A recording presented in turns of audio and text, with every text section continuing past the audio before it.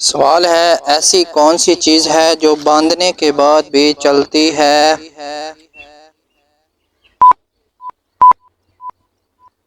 जवाब है हाथ की गाड़ी। सवाल है, वो कौन सा फल है जिसमें 25% हवा होती है?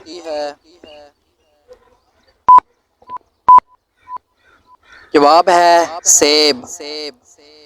सवाल है, कौन सा मुल्क है जहां नीले रंग की जीन्स नहीं पहन सकते? जवाब है नॉर्थ कोरिया। सवाल है, वो कौन सा जानवर है जो कोई आवाज़ नहीं निकाल सकता?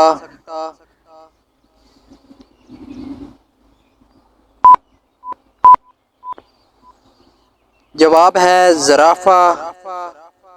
सवाल है, वो कौन सा जानवर है जो 3 साल तक सो सकता है?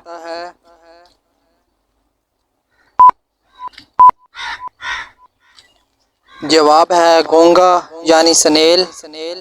सवाल है, वो कौन सी चीज़ है जो आपके ऊपर से गुजर भी जाए तब भी आपको कुछ नहीं होता?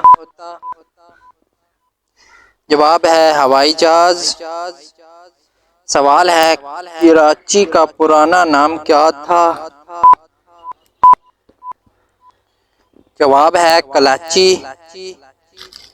सवाल है, वो कौन सी जगह है जहां 11 में 2 जमा करें तो जवाब 1 आता है? जवाब है कड़ी।